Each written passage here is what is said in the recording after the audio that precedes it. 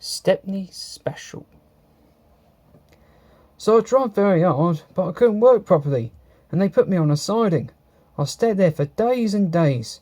Other engines were there too. I was afraid. I'd have been frightened too, said Edward. But then some workmen came. They mended me, and even gave me a coat of paint. I couldn't understand it all till my driver came. He was very pleased. "Stepney, you lucky old engine," he said. "You've been saved. The Bluebell Railway has bought you." "What a lovely surprise," smiled Edward.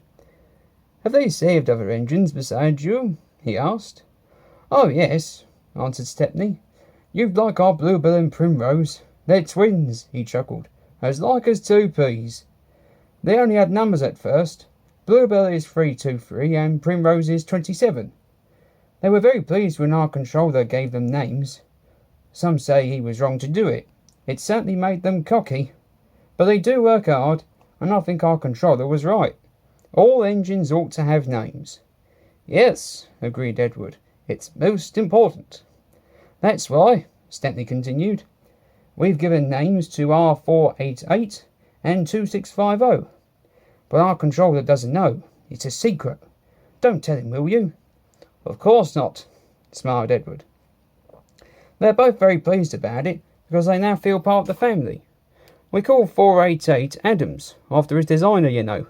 He's a lovely engine, a Southwestern from Devon. He can stroll away with any load he's given. Cromford, who's 2650, has been pulling trucks up high peaks in Derbyshire. He's tough as Cromford. He had to be for that job. Captain Baxter's tough too," Stepney went on, "and rather rude. But he's worked in a quarry, and you know what that does to an engine's language and manners." "I do indeed," said Edward gravely. "He's a good sort, really," said Stepney. "I like him. We both miss our work with trucks." He paused.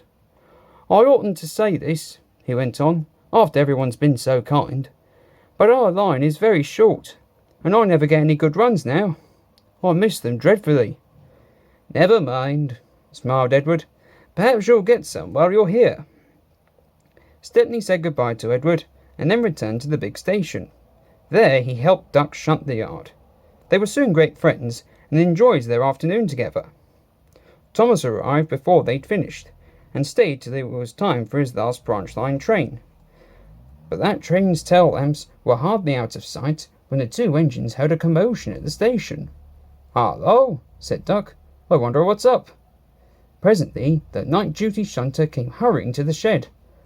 The bell in the cabin on the branch line rang once, then 5, pause 5. That means shunt to allow following train to pass. The signalman was puzzled. He telephoned control. "A special, is it?" "I see." Thomas and his passengers grumbled at being delayed, but there was no help for it. Soon they heard an unfamiliar puffing. Express headlamps swayed and twinkled. Then Stepney, pulling one coach, loomed in the station lights. He slowed to exchange tablets, whistled a greeting, then gathered speed into the night. "Well, bust my boiler," said Thomas the tank engine. "Shunted," fumed Thomas next morning. "On my own branch too. It's a disgrace."